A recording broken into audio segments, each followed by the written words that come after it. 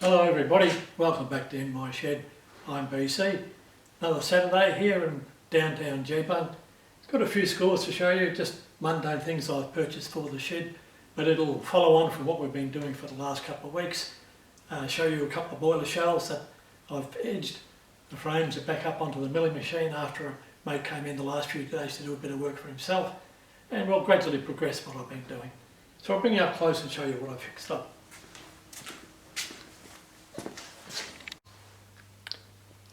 Following on from last weekend's short video on having trouble grinding tools, the grinding wheel not being terrific, I purchased this fellow during the week from Saint-Gobain Abrasives. It's just called a high performance flared cup wheel. I don't know what the grain composition is, but I'm thinking it might be a little bit ceramic. It'll be good to give it a go on the tool and cutter grinder when I next get some cutters to sharpen. It was bloody expensive. The list price is $98, but if it goes well, it's worth it. And very interestingly, they've dressed the wheel on the inside of the flat surface, so there's only about 3.5 millimetres of contact. I think that might be a hint of what to do. But give that a go as soon as we get some work for it. Now for some products I bought in Australia. Here's a dial indicator with a magnetic back, but they didn't come assembled, so a little bit of instrument work. Take the back off the dial indicator, take the magnet apart, screw it through from the back. But I've always wanted to stop like that. Now I also bought 4 123 blocks off them, I thought, and when I open up the 123 blocks, I got twice as many as I wanted. I got 4 pairs. Now this isn't a bad buy when you consider that all these 123 blocks, the dial indicator and the magnet, came up to $150 delivered from Melbourne to Brisbane. I'm quite pleased with that.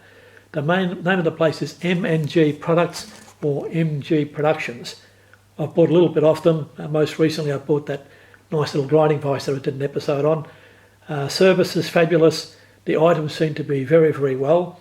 And surprisingly, these 123 blocks weren't wrapped up in greasy, snotty, horrible stuff that you've got to scrape off. The tissue was actually well oiled and they cleaned up immediately.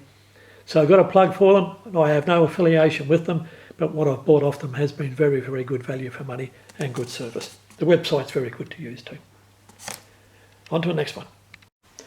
This is the result of some work I did over the last couple of weekends. 3 boiler shells prepped to length.